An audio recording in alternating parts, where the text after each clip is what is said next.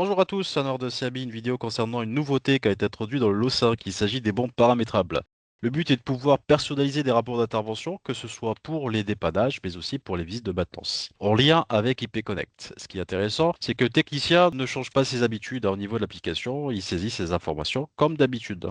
Au niveau du paramétrage, on va retrouver dans l'application IP Connect les modèles de bons paramétrables. Je vais vous ouvrir la fenêtre. On arrive ici, on va agrandir un peu l'affichage. Ce que vous voyez en visuel, c'est un exemple de rapport d'intervention que j'ai effectué. Voilà, on va réduire un peu l'affichage. Pour réduire l'affichage ou monter l'affichage au niveau résultat, c'est avec la molette de la souris, ce qui vous permettra d'agrandir ou pas l'affichage pour vérification. Ce qui est important de savoir, c'est que ici, on voit que le module est activé et que en bas à gauche, ce modèle était rattaché à un code visite de maintenance. Ce qui est important, c'est que vous pouvez commencer à constituer votre modèle sans activer le module.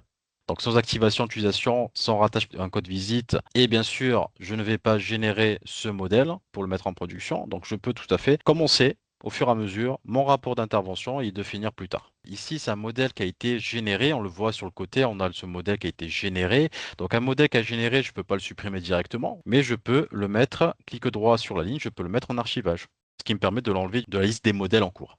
Concernant les modifications, je peux tout à fait extraire un modèle qui a été généré pour effectuer des modifications. C'est pour ça qu'on va retrouver ici extraction du modèle.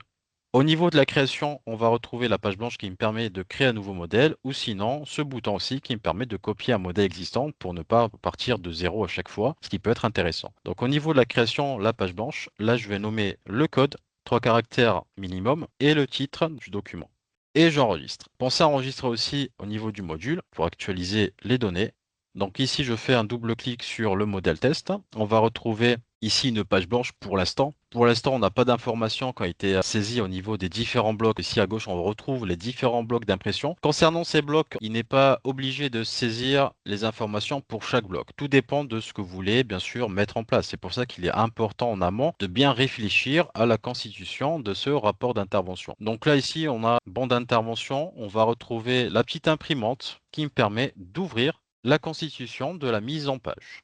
Concernant la mise en page, pour ceux qui connaissent un peu les rapports de visite avancés, le module éditeur d'état, on retrouve les mêmes fonctionnalités. On va retrouver les différents pictos qui nous permettent bien sûr de faire une mise en page correcte. Donc concernant les pictos, je vous conseille de voir au niveau de la documentation, que ce soit les guides utilisateurs pour le rapport de visite avancé ou l'éditeur d'état, ou sinon la fiche pratique concernant ce nouveau module. Voilà, dans cet exemple, je vais créer un titre. Donc pour créer un titre, on peut tout à fait avec le Picto AB créer un libellé. Donc là, je vais mettre rapport d'intervention. Je valide. Automatiquement, on a le visuel. Je peux agrandir la largeur avec le plus du clavier. Concernant ces petits raccourcis clavier, quand je vous passez la souris sur un picto, vous avez une bulle d'information avec les infos. Ici, raccourci plus, c'est 10 pixels et Alt plus, c'est 1 pixel. Ou sinon, je peux augmenter la hauteur. Voilà. Concernant ce libellé, je peux modifier la police. Donc, je peux choisir une police différente, choisir un style de police et une taille de police. Donc là, je vais mettre en gras et en taille 11.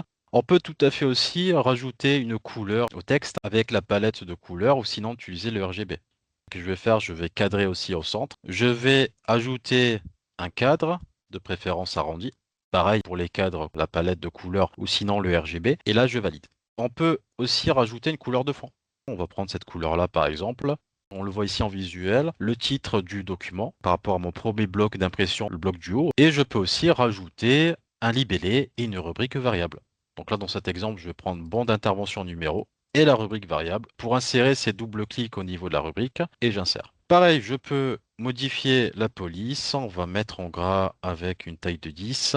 Je vais agrandir le libellé au niveau de la taille. Parce que si je n'agrandis pas, c'est coupé. Donc là, je vais agrandir un peu. Vous avez aussi complété les champs à la longueur maximale qui vous permet en fait de faire un contrôle sur les rubriques pour voir la taille maximum au niveau de chaque rubrique pour éviter d'avoir des coupures sur l'édition PDF. Concernant l'alignement, je peux soit prendre la souris et aligner manuellement, hein, je peux avoir des décalages. Donc ici, on va retrouver un picto. Dans un premier temps, je sélectionne le libellé de référence. Je vais cliquer ici aligner horizontalement et je vais cliquer maintenant sur la rubrique variable. Donc on voit que maintenant c'est aligné. On va décaler un peu, on va réduire un peu et je vais enregistrer mon travail. Maintenant, je peux ressortir ici en visuel et on voit automatiquement, on a le visuel qui apparaît à l'écran. Ce qui est important, c'est que selon le modèle que vous allez créer sur un dépannage ou une visite de maintenance, vous pouvez avoir un aperçu sur le dernier numéro de bon. Sinon, on a le bouton aperçu qui me permet de sélectionner soit un bon de visite, soit un bon de dépannage pour avoir un résultat d'affichage qui va correspondre à vos attentes. Vous pouvez aussi sortir l'aperçu en PDF si besoin. Concernant les codes visite, quand j'ai fini mon travail, bien sûr, il faudra activer le modèle, de pouvoir associer le modèle, on le voit en bas à gauche, à un code visite. Donc c'est un dépannage, un code de visite dépannage, et si c'est une visite de maintenance, un code visite maintenance par exemple. On a aussi cette possibilité d'affecter un modèle à toutes les visites, que ce soit dépannage ou visite de maintenance. Donc c'est un modèle qui prendra le pas et qui sera pour tous les codes visites. Voilà pour cette vidéo concernant les modèles de bons paramétrables. Si vous avez des questions, faire appel à nous, vous aurez aussi une fiche pratique concernant ce module. Je vous dis à bientôt pour de nouvelles vidéos et bonne journée.